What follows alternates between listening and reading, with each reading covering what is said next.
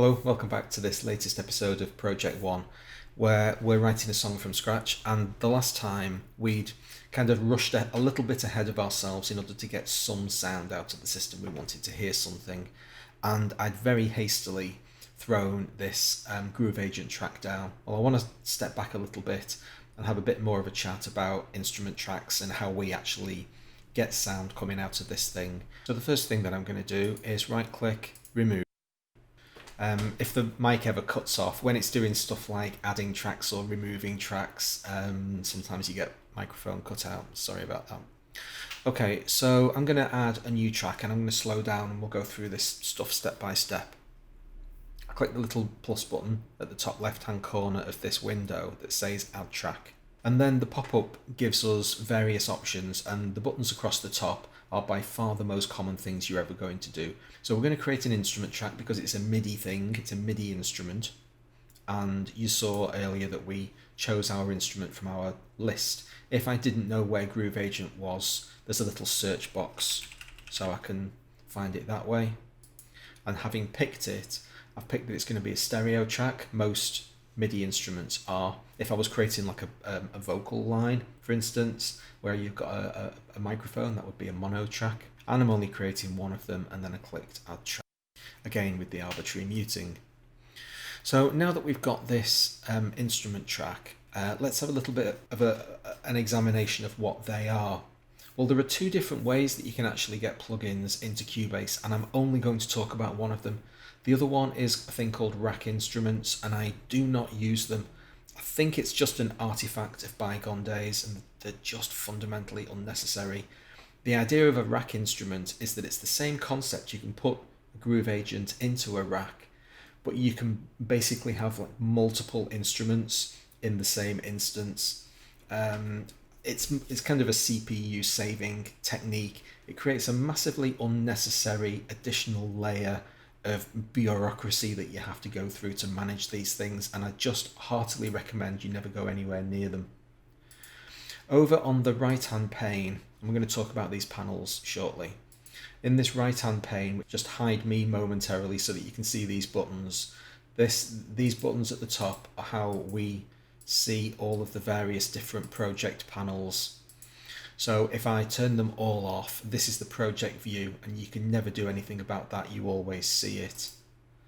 And then the three windows across the left, bottom and right contain extra stuff.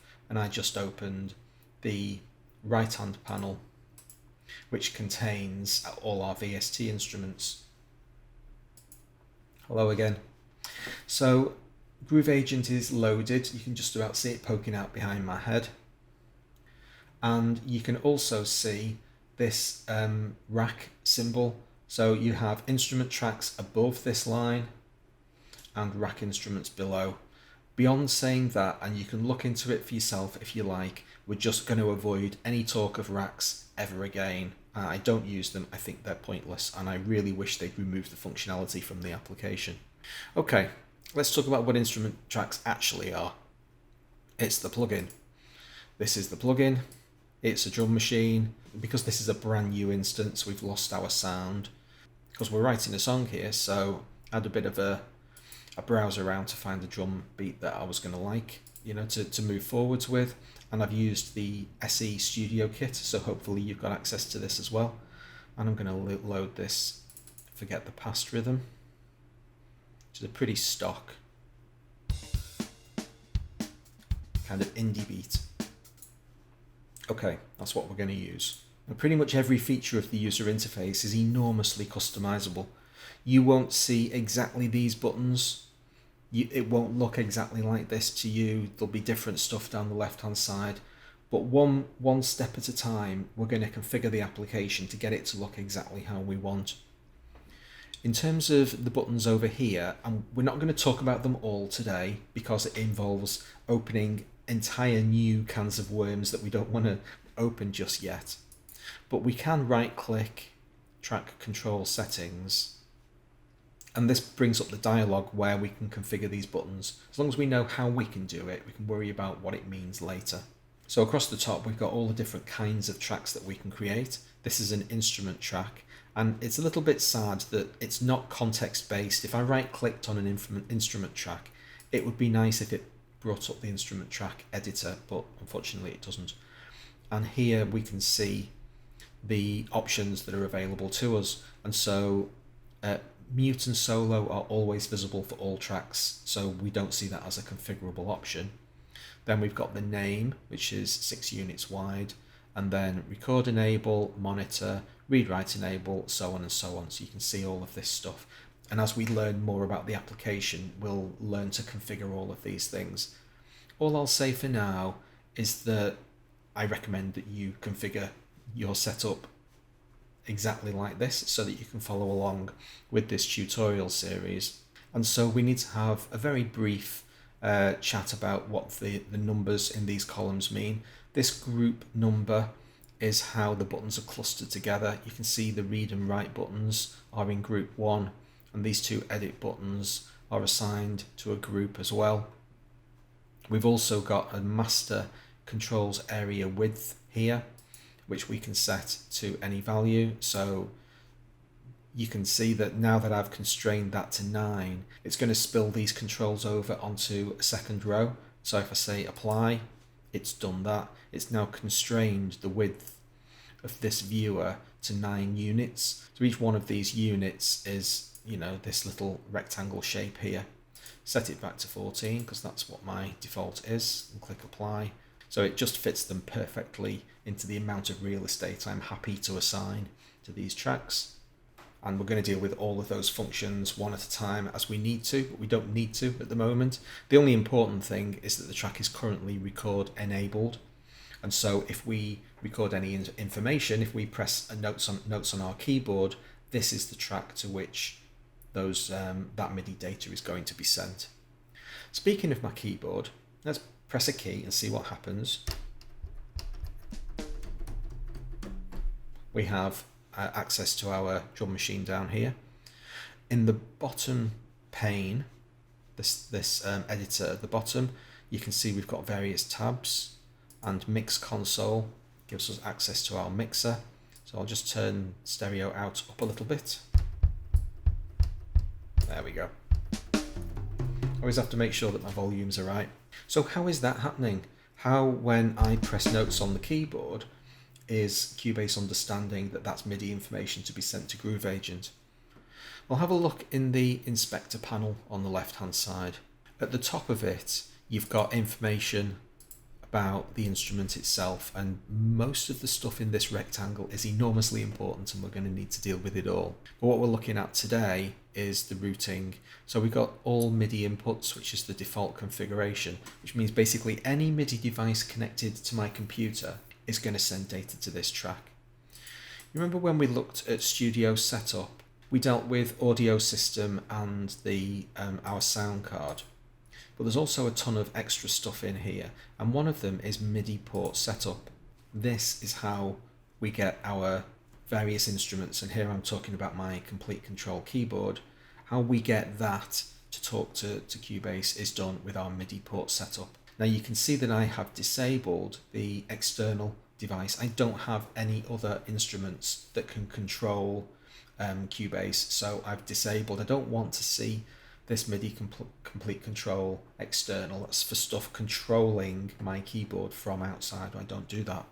So I turned it off, made it invisible, and it doesn't send any data to a track that's configured for all MIDI inputs.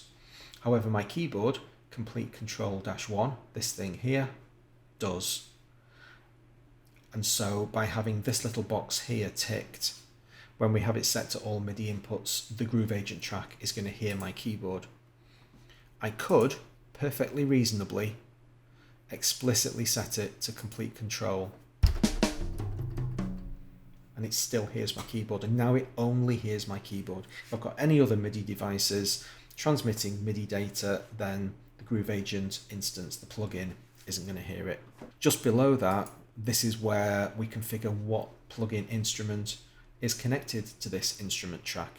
You can set it to no VST instrument, but the thing is pretty much useless then, so probably not the best idea. But if I chose a different instrument now, So now I've just routed this track to Pad Shop instead. And now when I press notes on my keyboard, we get to hear whatever setup this keyboard's set for. Again, Pad Shop is a standard Steinberg thing, so you should have access to that. You can see the track's still called Groove Agent. That's just words. I can call that instrument track 1. You can create it anything, you know, it's just a name. In terms of the routing, the important value is what's specified over here, and we're now back to Groove Agent. And because we've just reinitialized it, we've lost our drum beat again, which is very annoying. So let's get it back. Forget the past. What else do we need to know right at the outset? Well, you might not have access to these particular controls along the bottom, and at the moment, or very shortly, we're going to start using the transport controls. Now, you could press F2 and that pops up the transport control in its own floating little window. Turn that off again. You can access it from the menu, transport panel F2. But I actually have the transport menu permanently embedded in this lower view, so let's do that. Got a little cog symbol down at the bottom to set up transport. And down here we can see transport controls. I've just disabled them and now they've disappeared. Let's bring them back. So now that we've got those, we can record some data. I can press record.